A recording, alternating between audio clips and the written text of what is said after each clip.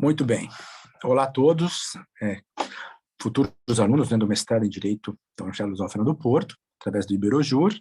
Meu nome é Fábio Veiga, eu sou presidente, né, do Instituto Ibero-Americano de Estudos Jurídicos, que está na cidade do Porto, em Portugal, e nós estamos iniciando esse webinar para conversar com os alunos que estão presentes aqui na sala e também os que virão a assistir este vídeo posteriormente, para que conheça os principais pontos, né, para o processo de candidatura ao mestrado, organizado pelo Iberojur e que será realizado na Universidade Lusófona do Porto, em Portugal, e também conhecer a estrutura do mestrado, as aulas, um pouco do corpo docente, as matérias, e como será feito, né, as aulas híbridas, uma parte online, outra parte presencial. Este ano nós podemos contar com a parte online, que antes era só 100% presencial, mas a pandemia trouxe essa vantagem em que os alunos podem, então, ter aulas também online. Então, eu vou começar primeiro falando sobre o trabalho, né, que nós estamos fazendo nos últimos 3 anos sobre os mestrados. Primeiramente, o Iberojur, por ter uma estrutura acadêmica, científica, onde nós conseguimos reunir uma comunidade, né, de pessoas da língua portuguesa, língua espanhola, mas principalmente mais ligada à língua portuguesa no Brasil e aqui em Portugal, nós promovemos atividades científicas e também organizamos curso altamente qualificado. E desses cursos organizamos mestrado. Já fizemos 2 turmas, né, de mestrado em 2 universidades em Portugal, e agora estamos na 3ª turma do mestrado, que tem uma modalidade específica para alunos brasileiros ou também portugueses que não podem seguir o plano regular, né, de aulas, né, durante o ano, fazem modalidades em que as aulas são enquadradas em um calendário específico. Nós já fizemos 2 turmas, e agora essa será a 3ª, e será a 2ª dentro da Universidade Lusófona, porque já tem uma turma que já se formou, e outras está quase se formando. Esses mestrados, né, o nosso maior objetivo é cumprir completamente com o quadro de aulas, a primeira coisa, né, cumprir com os horários, cumprir com as obrigações legais do programa, e isso é cumprido, e depois também cumprir com as diretrizes, né, do Brasil, principalmente para os estudantes brasileiros, para que eles também reconheçam esse diploma no Brasil. Com relação à parte de reconhecimento de títulos, eu vou falar mais ao final, porque seria a parte final, né, para reconhecimento, mas antes vamos apresentar o nosso mestrado. Esse mestrado, onde as candidaturas decorrem até o dia 25 de agosto, né, desse ano de 2021, eles se chamam mestrado em Direito, especialidade Ciências Jurídico-Publicistas, né, que são as ciências do direito público. Se a professora Rosário entrar, ela vai explicar depois melhor a parte do programa, mas para dizer, né, um mestrado de Direito Público, e o mestrado de Direito Público, por ser um âmbito aberto, abrange temas e orientadores do direito constitucional, direito administrativo, direito do meio ambiente, né, o direito ambiental no Brasil, e temas de contratos públicos, infrações econômicas, regulação jurídica, e esses temas estão abertos, né? O aluno que queira defender uma tese em direito tributário pode defender, direito administrativo, direito constitucional, direito penal, porque entra questões de infrações econômicas. Há um leque, né, bem aberto de possibilidades para uma elaboração de uma dissertação por parte do aluno, porque é direito público, atinge várias áreas, e a Universidade Lusófona do Porto tem professores especialistas, né, praticamente todas as áreas do direito. Então, essa seria a primeira abordagem que eu indicaria. Por quê? Porque o aluno que vai fazer o mestrado, ele tem interesse em alguma especialidade, né? Eu fiz a minha especialidade na área de direito privado, então escolhi um mestrado em direito privado. Mas o direito público, como sabemos, no Brasil é um dos ramos do direito com mais força, né? Acho que 90% da pós-graduação altamente especializada no Brasil está na área de direito público, e, portanto, isso vai de encaixe a esses alunos que exercerão a sua profissão no Brasil, né? Falando já para um público brasileiro. Bom, Agora falar sobre a parte do processo de candidatura, como funciona o processo de candidatura, que tipos de requisitos é exigido, né, para um candidato, né, ser aprovado no processo de candidatura, no processo seletivo. Primeiramente, os alunos brasileiros, né, que nos ouvem, eles deverão mandar os seus documentos básicos, né? Primeiro, histórico escolar, o diploma em si, a nota média e uma escala de classificação. Isso nós não estamos acostumados a falar em escala de classificação, mas depois o Breno, que é o secretário acadêmico do mestrado, ele dá o apoio para vocês para explicar o que é isso. Basicamente, a escala de classificação é dizer que você estudou numa faculdade em que o regime de notas é de 0 a 100. E aí dizer a escala de classificação, 0 a 100. Outro, de 0 a 10. Bom, mas isso aí nós podemos dar o suporte, porque a faculdade lá que aprovou vocês, depois vai ter que emitir um documento, uma coisa simples da secretaria. Outra coisa muito importante, né? Então, além do histórico, certificado dessa nota média, é entender que a nota média da sua graduação é que fará você estar colocado entre os 20, né? Entre 20 candidatos. Ou seja, nós temos 20 vagas, e se tiver 50 candidatos, tem que se fazer uma escala. Então, o aluno que tirou 8, 7,5, 7,7, essa média, vai fazer uma escala do 1 até o último aluno. Por isso que é muito importante que o aluno, seja, é obrigatório em Portugal, que saiba a nota média do aluno, né? Da sua graduação inteira. A minha graduação, a média foi talvez 8,3, 8,2, né? Essa média que computou depois para a minha candidatura ao mestrado, né? Mas isso é muito simples de fazer, basta pegar o histórico. Algumas faculdades já têm a nota média embaixo, outras não. Se não tiver, pede na secretaria e a secretaria emite um documento. O Breno vai estar à disposição.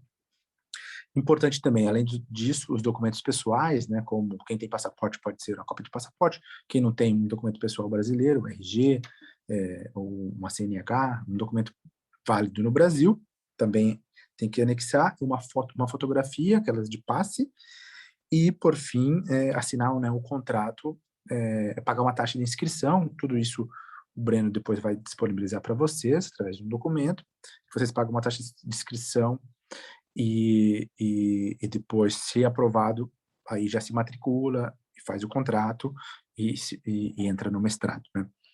Bom, essa é a primeira parte mais assim, técnica sobre como se candidatar a esse mestrado, né? Recapitulando, diploma ou certificado, né? Histórico escolar, a nota média com a escala de classificação e os documentos pessoais. Pagar uma taxa de inscrição que hoje está em R$200 pelo Iberojur, e esses documentos serão avaliados pela comissão científica da Universidade Lusófona do Porto. A comissão científica irá elaborar um parecer dizendo que tem as condições, e uma vez que tem essas condições, estão aprovados no processo. O processo, as respostas devem demorar entre 15 e 30 dias, então sugerimos, né, que vocês tentem se mandar mais cedo agora em agosto, até final de agosto já tem a resposta da aprovação no mestrado. Como funciona, então, o formato de aulas, né? O formato de aulas. Já passando para essa parte.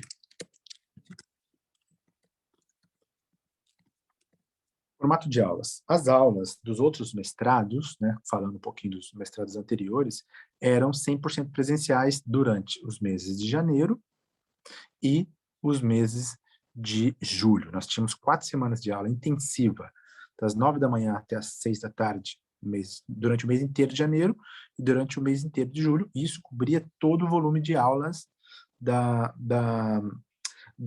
do mestrado, né? Porque são 60 créditos no primeiro semestre, 60 créditos, 30 créditos no primeiro semestre e 30 créditos no segundo semestre. Dá 60 créditos o primeiro ano, né? Esse é o número de créditos que se tem no mestrado em Portugal, na União Europeia, assim, toda a União Europeia. Só que agora, com a questão da pandemia, a flexibilização com relação a algumas aulas online, né, e é permitido.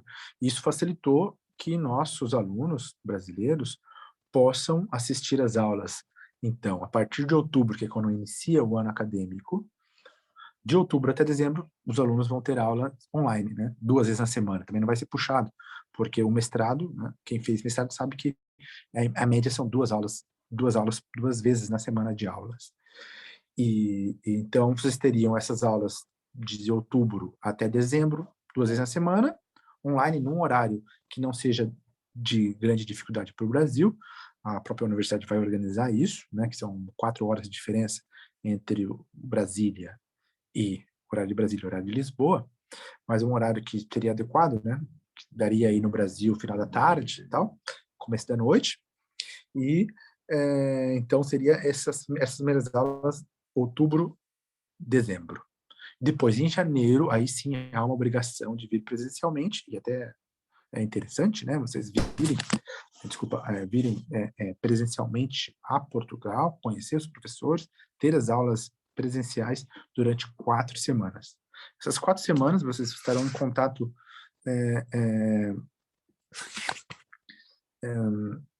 nessas 4 semanas vocês estarão em contato, né, direto com, com as aulas, com os professores, conhecerão toda a estrutura da universidade, terão as aulas ali presencialmente.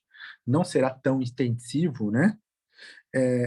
Não será tão intensivo como antes, porque antes nós não tínhamos aulas online, mas agora vai ter uma parte das aulas online, e, portanto, vocês podem ter até tempo, além de estudar, de ir para a biblioteca, de conhecer a cidade, poder aproveitar mais o mestrado, né? Os alunos que fizeram os mestrados anteriores não tinham esse tempo, era aulas das 9 às 18, e de noite já estavam cansados e queriam descansar, mas rendeu também bons frutos para eles, porque conseguiram um diploma aí universitário de alto nível, um diploma europeu, um diploma português, e que abre portas, né, é, é, para a vida profissional.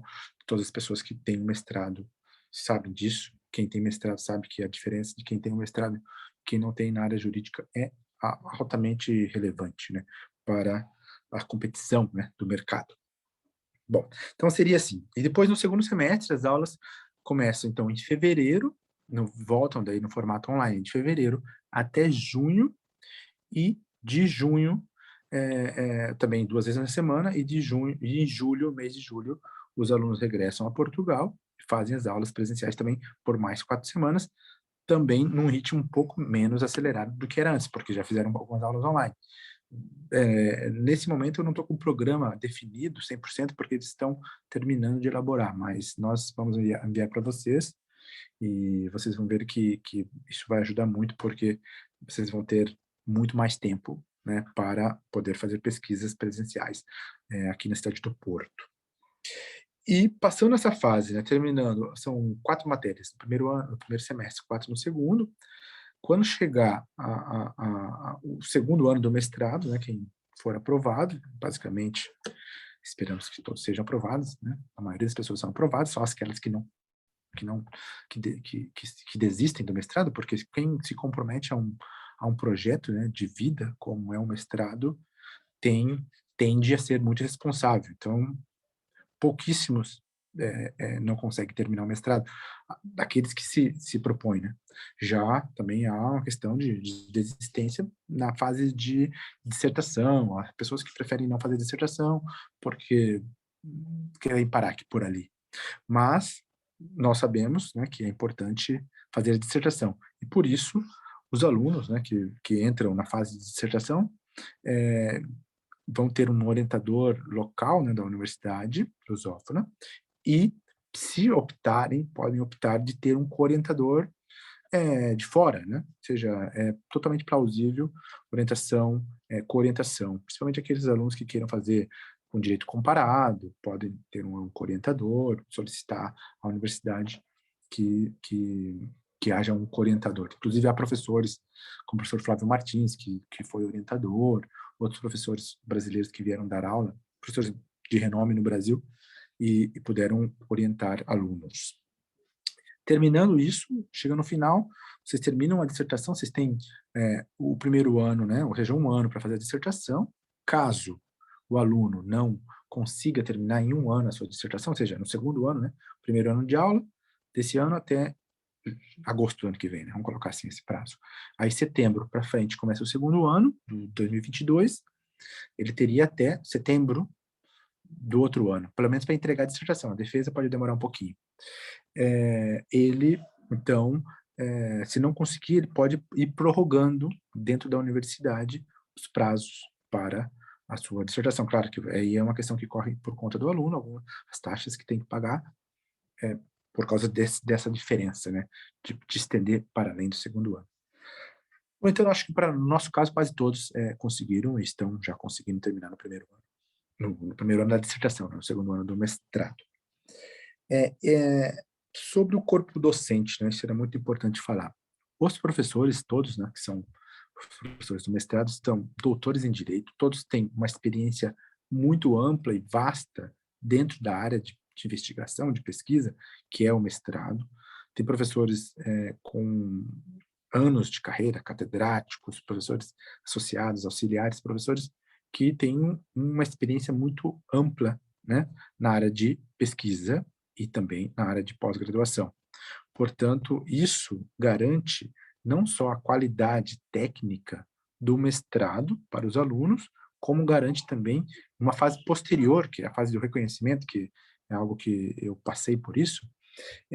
Quando você vai reconhecer um título, você tem que comprovar que o quadro docente do teu programa é um quadro altamente especializado, ou seja, um quadro de doutores e um quadro de professores experientes. Experientes, professores que tenham qualificações, porque você tem que mandar o currículo desses professores junto com o processo de reconhecimento. Digo isso porque eu fiz o meu, foi reconhecido. Então, com relação ao quadro docente, são professores altamente qualificados, com muita experiência e que vão auxiliar os alunos a fazer uma tese, né, uma dissertação de mestrado com grande qualidade.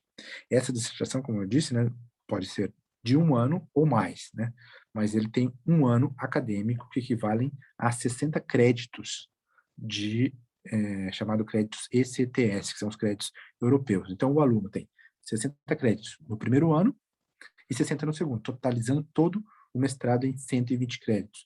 Isso é um número elevado de créditos, que faz com que o mestrado seja facilmente reconhecido no Brasil, porque é um número maior do que os programas brasileiros. Cada crédito equivale mais ou menos a 27 a 28 horas aulas. Se você somar 120 vezes 28, vai ver o número de horas que tem um mestrado desse, é muito, muito alto. Então, mais que, por exemplo, que os mestrados realizados na Espanha, onde são 60 horas, 90 horas, 60 créditos, 90 créditos, né? O mestrado em Portugal tem 120 créditos, que é o dobro do mestrado na Espanha. Digo isso porque eu fui professor na Espanha, conheço bem o sistema espanhol, então, pensando já no público que vai validar no Brasil, reconhecer o seu título no Brasil, não teria esse problema com relação ao número de créditos, né, do mestrado. E outra informação importante, porque eu acho que se não tiver perguntas, não sei, aqui no chat, se tiver alguma, depois vocês me dizem, o pessoal que pode mandar pelo WhatsApp, muita gente vai assistir isso depois, né, online, com relação ao reconhecimento aqui na própria União Europeia e em Portugal, né? O mestrado, esse mestrado, ele é reconhecido, ele é validado, tem seu reconhecimento interno em Portugal pela agência reguladora do ensino superior português, né, e a agência reguladora do próprio órgãos de pesquisa. Essas agências reguladoras, portanto, reconhecem internamente o mestrado. Isso já o aluno não precisa ficar preocupado, é um mestrado oficial, um mestrado válido. Segundo, o mestrado, por estar dentro de um país da União Europeia, garante o acesso direto, né, a qualquer programa de doutorado da União Europeia que um aluno desse queira fazer, ele já teria acesso. Então, se o aluno faz mestrado em Portugal, quer fazer mestrado em Espanha, em França, Inglaterra, outros países, pode fazer mestrado, ou doutorado, quer dizer, em qualquer país da União. Inglaterra vale, mesmo que seja no Brexit, vale igual porque a educação não influencia. Então, é assim, reconhecimento interno oficial, automaticamente reconhecimento na União Europeia e Posteriormente, o aluno que queira reconhecer no Brasil tem todos os critérios objetivos para reconhecimento, nomeadamente professores, corpo docente altamente qualificado. O Rodrigo aqui me pergunta, caso não possa voltar a Portugal no segundo período presencial, posso fazer o período em um próximo momento? Essa é uma boa pergunta, Rodrigo, porque poderia fazer num outro momento, não há sem problema nenhum, se não puder voltar no segundo semestre. A questão é que quando vai ter esse outro momento, né? Porque esses mestrados, eles têm que esperar um período para abrir e fechar a turma. Nós fizemos o mestrado em 2019, aí teve 2019, 2020, aí terminou agora a turma de 2021, que é 2021, né, o ano aqui na Europa, e aí abriu agora a turma. Então, você poderia, para abrir uma nova turma, seria 2020, já estamos 21 para 22, seria 23 para 24, né? Porque teria que esperar 2 anos. Então, essa é a grande questão que eu colocaria, né, para você. Valeria a pena esperar 2 anos para abrir uma nova turma? Melhor fazer logo, no primeiro e no segundo semestre, né, terminar as aulas, tentar aí, sei que é difícil às vezes com relação ao trabalho, né, conseguir liberação, mas acho que é uma ótima justificativa poder fazer um mestrado, né? Nós temos alunos de setores públicos e privados que conseguiram liberação das empresas, né, para fazer o mestrado e do ensino e também do poder público. Mas seria só essa questão. Você, para fazer depois o segundo semestre, teria que ter a turma, né? E nós fazemos essas turmas de 2 em 2 anos na Universidade Lusófona. Então, assim, resumindo, né, em geral, o processo de candidatura funciona através do Iberojur, os alunos mandam os documentos para o Iberojur, pagam as taxas para o Iberojur, fazem o contrato com o Iberojur, porque é uma turma que nós gerimos esses alunos dentro da universidade. O processo técnico, o processo de seleção científico, todo é da universidade. Nós não temos nenhuma influência nisso. Nossa influência é só processo de gestão e gestão dos alunos durante os 2 anos, né, ou mais anos, que ele venha ficar na universidade. Nós damos todo o acompanhamento para os alunos, fazemos toda a relação aluno-universidade, quaisquer questões de ordem prática, técnica, problemas que um aluno possa ter na universidade, nós estamos dando o apoio, né? Isso é muito importante. Temos uma relação próxima com a universidade, então a universidade também trabalha muito bem, por isso mesmo nós vamos repetir, né, esse mestrado, esperando aí contar com a participação de vários alunos brasileiros. Temos 20 vagas. Eu acho que a professora Rosário talvez tenha acontecido algo que ela não pôde estar presente, mas eu vou falar brevemente, então, das matérias. Eu tinha comentado nas matérias, mas eu vou explicar quais são as matérias do mestrado. O mestrado, ele tem, como é um mestrado em Direito Público, ele tem um tronco em comum, que se chama, a primeira matéria é Metodologia e Investigação Jurídica, né? Uma matéria, todos os mestrados praticamente têm essa matéria, né, de metodologia e de investigação jurídica, onde o aluno vai aprender o que é o método científico, como se faz trabalho científico, como se pensa a ciência, né? Essa matéria é uma primeira matéria, salvo erro, dada pela professora Inês Godinho, que é também coordenadora de um dos mestrados, tem mais de um. Bom, então essa é uma das matérias troncos, né, ou seja, horizontais. E depois tem as matérias específicas, né? Vamos ter contratos públicos, né, que é direito administrativo, né, contratos públicos.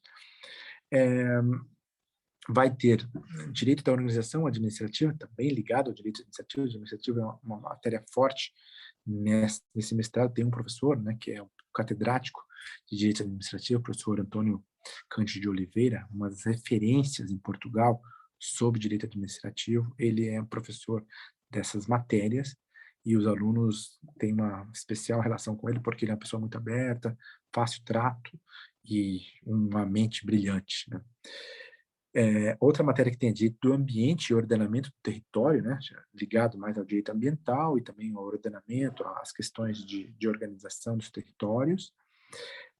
Tem direito das contraordenações, que é um direito típico português, não é um direito que nós temos no Brasil, porém é importante aprender porque está entre o direito administrativo e o direito penal, né, ele está no meio. disso, mas eu não posso falar porque não é minha área, mas é mais ou menos que eu entendi por cima, comentando aí com os colegas, que estaria entre esses dois direitos. Depois temos uma matéria chamada de infrações econômicas, que é aí direito penal econômico, também uma matéria interessante, né, para quem gosta dessa área penal e também na área de crimes, de colarinho branco, crimes e infrações econômicas em geral. Isso é muito importante, abre muitos caminhos aí para a advocacia, também quem gosta, né, trabalhar aí com essas matérias. E depois tem a última matéria, que é a regulação pública, né?